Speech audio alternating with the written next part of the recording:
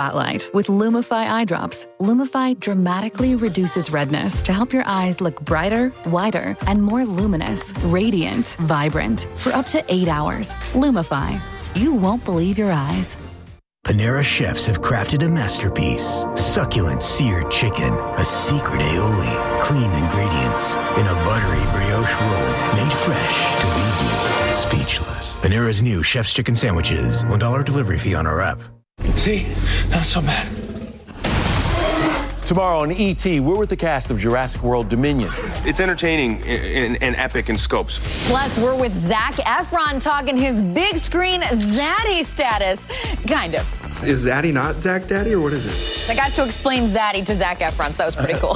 Speaking of Zaddies, check out a semi-shirtless Prince Harry getting some sunscreen help while playing polo in Santa Barbara. There you go, Kev. Okay, Harry, I see you. Harry was part of the team with good friend Nacho Figueres. All this amid reports that the palace doesn't want Netflix cameras in tow when Harry and Meghan return to the UK for the Queen's Jubilee in June. Happening now. Livonia ISD voting tonight at the school board meeting on whether to arm staff members, what that program entails. If you filled up lately, you've noticed gas prices are spiking, up 20 cents in just the past week. Coming up, what's behind it and what you can expect. May 9th, and we already have a few 100-degree days under our belt. We'll take a look at how that compares to average top temperatures the rest of the week and see if there's any chance of rain anytime soon. The news at 5 starts right now. At first at 5, the possibility of teachers with guns on campus. Within a couple of hours, the Livonia ISD School Board could vote to become the next Texas school district to adopt the Guardian program and arm select staff members. And they wouldn't be the first. Courtney Friedman spoke to administrators and the public about what this would mean for local students. The conversation about arming staff members at Livonia ISD began in January. We had some unwanted visitors try to make entry into the campus. Livonia ISD Director of Safety and Security, Dr. Michael Duffick, formed a committee to entertain the thought of a so-called Guardian program, which the Texas Education Agency describes as arming confidential, trained school staff members. It just seems like the bad guys get in every time with their guns, so if somebody can be there ready to go to protect my child, I'm all for it. Opinions like that of Livonia parent Jason Breithaupt were the overwhelming majority on a survey that was released. We're sitting at 88% for it. But there were people like Johnny Saldana against it. I don't think that's right. I don't think that's right at all. You know, because you never know, a teacher might have an accident or something, fall and shoot somebody. You don't know. In response to that, Duffick said it would be mandatory the handguns remained unchambered to avoid accidental discharge, one of many requirements involved in the program. To become a Guardian, you must have 20 hours of classroom training, 20 hours at a firing range, pass annual psychological exams, already have a license to carry, and submit to random drug tests. According to the district, 80% of Livonia ISD staff has expressed support. I am very confident that it'll pass. The school board meeting is tonight at 6:30, and I'm hearing it's towards the end of the agenda. If it passes, they'll begin putting plans together to start interviewing future Guardians. In Livonia, Courtney Friedman, KSAT 12 News. Dr. Duffick mentioned other school districts nearby that already had Guardian programs like Nixon and Poth. Today, we confirmed that East Central ISD was considering the program, but tabled it after gauging community feedback. And now to a story we told you about last night on the Night Beat. Northside ISD responding to claims its staff felt pressure to vote in Saturday's bond election. They're calling it a miscommunication. In a statement, the district spokesperson saying in part, quote, the messaging provided to district staff was solely intended to encourage the goal of increasing staff participation in the voting process. The messaging never intended to be coercive, and immediate measures were taken to clarify and correct any messaging that may have been misrepresented, misinterpreted, or miscommunicated, end quote. That statement comes after Governor Greg Abbott said the district could be investigated based on leaked emails suggesting staffers were pressured to vote. Those were shared on Twitter. The district's teachers union told KSAT yesterday, despite being pleased with the nearly $1 billion bond passing, it reported the same concerns on several occasions. The bond will go towards renovating older schools in the district. You can see all the election results, by the way, right now on KSAT.com. Now to a warning that could apply to your kids. Take a look at this gun. It's called a Splat Gun.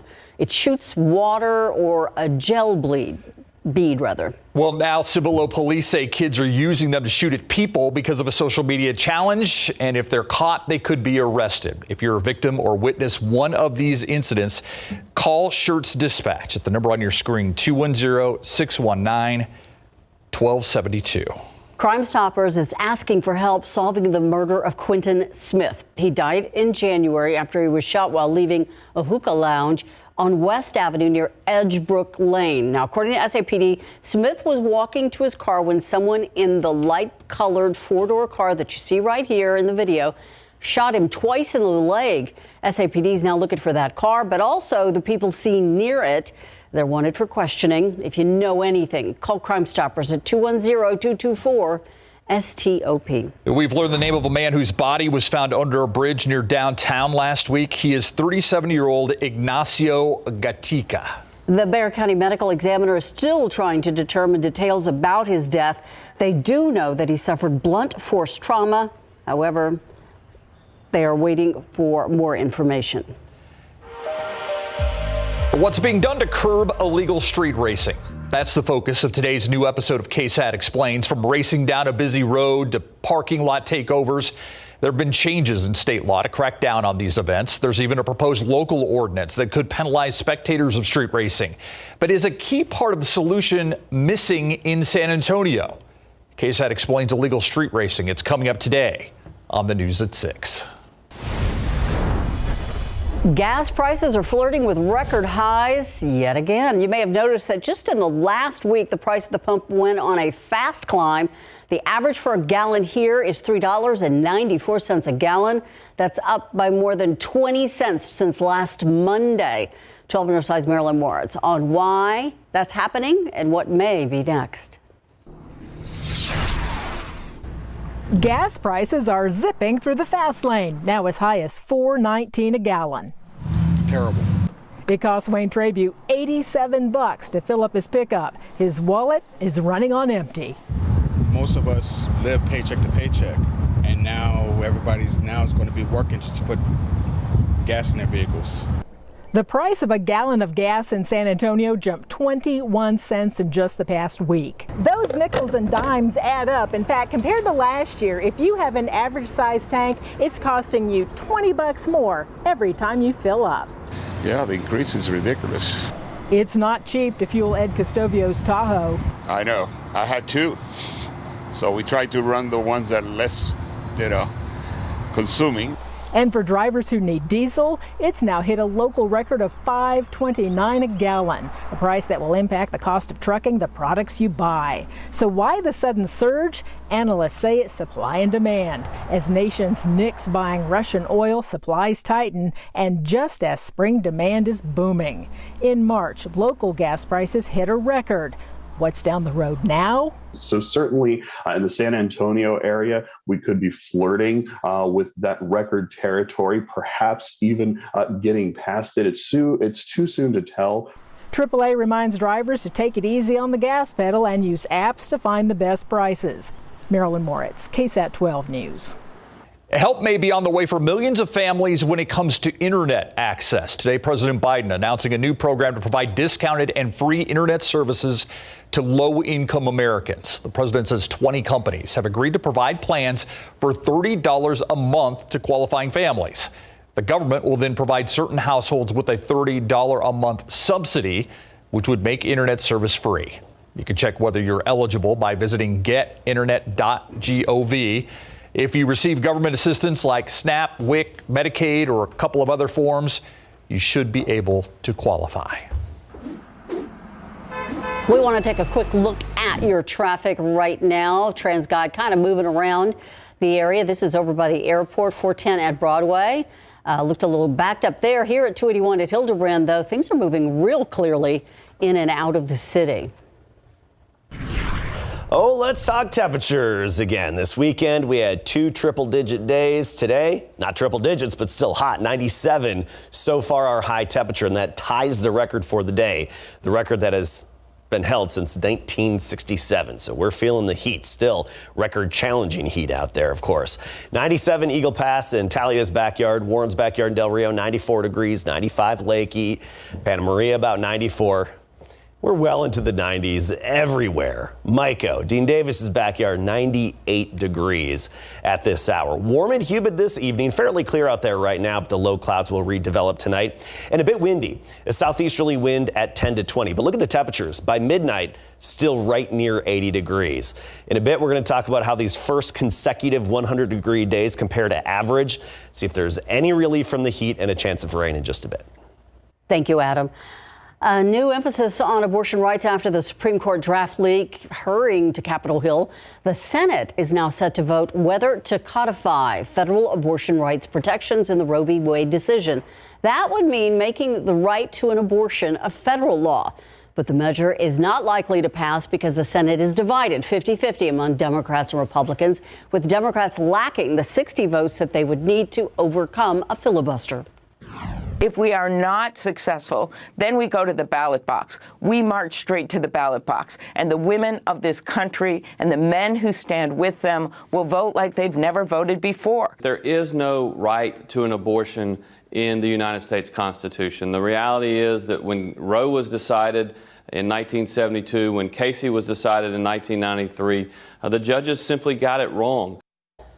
All this conversation stirred up after someone leaked the first opinion draft decision on the Supreme Court's initial consideration of a challenge to Roe v. Wade. If the opinion holds, laws governing abortion would be returned to individual states, 26 of which are likely to outlaw abortion entirely. And out of the war in Ukraine, Russian President Vladimir Putin delivering a major speech at his country's so-called Victory Day parade. But in that speech, no indication he plans to let up on attacks. Chris Nguyen has the latest details from Washington. In Russia, a Victory Day parade commemorating the country's defeat of Nazi Germany at the end of World War II. Russian President Vladimir Putin reiterating his accusation that the West left him no choice but to invade Ukraine and offering few clues on the direction of the conflict. Russia repelled this aggression in a preventive way. This was the only correct decision. Over the weekend, a new slate of sanctions, with the U.S. cutting off Kremlin-controlled media outlets from American advertisers and banning Russia from using some American consulting services. There was no reason for him to either declare victory or declare a war that he has already been carrying on for more than 2 months. On Monday, the president of the European Council was forced to take shelter during a visit to Odessa as missiles struck the region.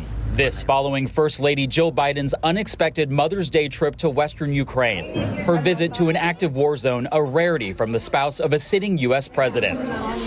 Meanwhile, dozens are feared dead in the Luhansk region after Russians were accused of bombing a school sheltering Ukrainians over the weekend.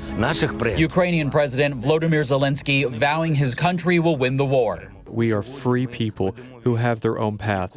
Today, we are waging war on this path, and we will not give anyone a single piece of our land.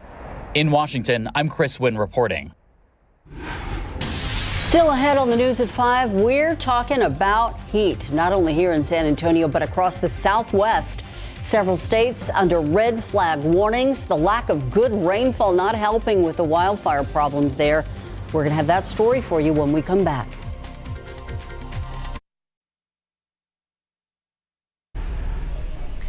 I'm Myra Arthur here in the KSAT newsroom with a look at what we're working on for the news at 6 o'clock today. A tragic case of child abuse. A mother and her boyfriend indicted in the death of a 5-year-old girl. Now we're taking a closer look at the charges against this couple. 5-year-old Mercedes Lozoya died in February, allegedly as a result of child abuse. Now her mother and her mother's boyfriend are facing a long list of charges. Erica Hernandez speaks with the leaders of a children's advocacy group called KJ's Angels about this case, why they hope the public takes notice of this and reports any signs of abuse. Plus, Medina Valley ISD, the district serving a rapidly growing area, but the school district itself will not be rapidly growing. As RJ Marquez explains, this weekend, voters shot down a bond package that would have changed that. We're going to take a look at why this failed and what it means for the small towns growing quickly within this school district. And a chain of love at one local school. they all came crashing down today. Yes, a domino effect here. Every single one of these dominoes represents $1. What all the money is going towards. These stories and more coming your way tonight on the news at 6. Amazing. Now to those wildfires that are burning across 5 states and the Southwest as well as the Great Plains. Several states remain under red flag warnings. Strong winds picking up in bone dry conditions, further complicating the risk. ABC's Morgan Norwood has the story. High winds fanning the flames of a massive fire in New Mexico. The Calf Canyon and Hermit's Peak fire combining weeks ago, now burning in an area bigger than Chicago. Thick black smoke blanketing the skies. The raging fire seen just feet from a busy highway. Thousands of homes have been evacuated, but some staying to fight the flames on their own. We decided to stay and take care of our homes, our structures, and take care of the neighbors for looting or whatever reason. Nearly 1,700 firefighters battling the state's second largest fire, what the National Weather Service is calling a dangerous, long-duration critical fire weather event. Firefighting planes skimming across the lake to refill with water. We've done everything we can so far and are continuing to do everything we can to stop this spread. But what it really boils down to is we're just humans, and Mother Nature's driving this ship. The fire has been burning for more than a month, and it's forced 12,000 families from their homes. ABC's Zoreen Shah is with families who spent Mother's Day inside of shelters. I can see you getting emotional. What are you thinking about right now? What's going through your mind? Just my family. I'm worried about my family. I'm worried about everyone back home, and I just want everyone to be safe. And that extreme fire danger remains for millions across the Southwest and from Texas to Minnesota. Record heat is expected this week. Morgan Norwood, ABC News, Los Angeles. As we take a look outside, 95 degrees. It is warm here, and even though we got some rain, boy, do we need more. Yeah, we do need a lot more. We have a lot of sunshine, and this heat and sunshine combined are just going to continue to dry us out. There is one chance of rain for a few folks here in the short term. We're going to get to that. But I do want to talk about the heat that we had, not just this weekend, but still that we're feeling out there. Over the weekend, we have to rewind a little bit. We had a record high on Saturday, 101. Sunday, we hit 101. Two consecutive 100-degree days. That is the earliest on record we have ever had consecutive 100-degree days. And our records date back to 1885. The previous record was May 11th and 12th. So obviously we beat that by a few days. So record-setting heat over the weekend. Sunday wasn't a record high. It was shy by 1 degree. 95, that's our current reading. Dew point is 71, still muggy, so it feels like it's 7 degrees warmer than the actual air temperature. Triple digits, Cotulla, Carrizo Springs, Eagle Pass just dropped from 102 to 100. Meanwhile, 96 in New Braunfels, most of us well into the 90s. Divine 97, 92 in Bulverde, right now in Comfort 93. Tomorrow morning, unseasonably warm. We're talking well into the 70s and sticky to start the day tomorrow. Low clouds, mid 70s, high humidity. By the afternoon, we just do this all over again. About 94, we think officially in San Antonio, but the west side of town and even Alamo Ranch about 97, Southside Stinson 96, Pleasanton 98, for the most part into the 90s. But we're calling it officially 94 the next couple of days. And for the most part, the trend of the rest of this week is mid 90s, and that's running about 10 degrees above average. And actually this weekend, even just 95 degrees, that's record challenging heat. So let's talk about what's causing it. One reason, of course, is the heat high, the upper level high pressure system, basically over deep South Texas. We're talking the valley and down into Mexico. Big Blue H right there. That's going to be sliding to the north in the coming days. And so we're not going to be talking triple digits, but still, like I was saying, 10 degrees above average. But as it slides out of the way, little disturbance is going to move into West Texas and Mexico tomorrow. That's where we could see some storms. Let's talk about this. Tomorrow morning, more of the same. Low clouds early, a gray start to the day. By 1 o'clock, we're off to the races with sunshine. But into the afternoon, we'll likely see some of those thunderstorms develop in Mexico and even parts of West Texas. This futurecast is showing 3 p.m. some storms over the mountains of Mexico. We get into the evening, and some of those could even cross over the Rio Grande into Valverde County, Kinney County, and Maverick County. Can't rule it out, maybe even the isolated severe thunderstorms. So one of those situations where we could have a few storms far west of San Antonio, closer to the Rio Grande and the border. But otherwise, we're looking dry with this heat that we have and temperatures above average. So here's your KSAT 12-hour forecast. 7 a.m., 76 degrees, a southeasterly wind at about 10 miles per hour. By noon, we'll start to see the clouds thin out, 86 degrees, and a bit gusty at times tomorrow afternoon. I do think we'll have a steady wind at about 15 to 20 miles per hour, gusting up to 25. That's going to be the case through Thursday. We talked about those highs. As for sky conditions and rain chances, maybe a 10% chance on Saturday. So basically just count it out right now. All right. A lot of heat. Thank you. All right. I was surprised by this choice. I thought it was going to come from the Eastern Conference this year. This was actually no surprise to me. The NBA MVP leaked out today for Steve. A shock for me. I thought it'd be Embiid. Yep, that would have been a good guess. Yeah. I went with Jokic. Okay. I went. Only because I think I've probably seen him more play just because of Embiid's injuries. All right, when we come back, more about that and a couple of playoff series get even Steven next.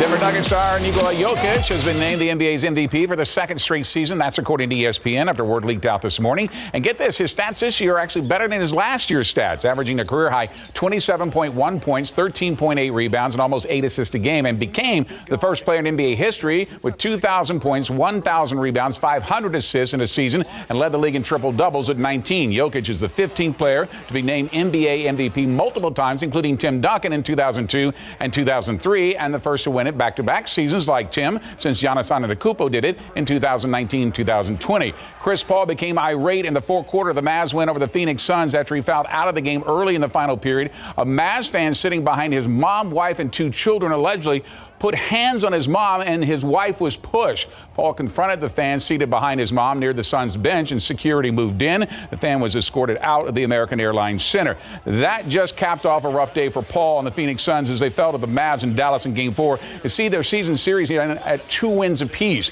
Mavs didn't waste any time trying to get even. Dorian Finney-Smith hits the 3 to get Dallas out to a 24-13 lead. Then in the second, Spencer Dinwiddie finds former Spur Davis Bertans for a straightaway 3, and the Mavs lead at the half 68-56. Devin Booker kept the Suns in this game with a 3 from the corner, finished with a game-high 35 points, but it was Paul's performance that lacked. In fact, he fouled out of the game on this play with almost 9 minutes left in the game and only finished with 5 points in 23 minutes in the 111-101 loss. After the game, CP3 had little to say, and Jason Kidd had nothing but praise for the former Spur.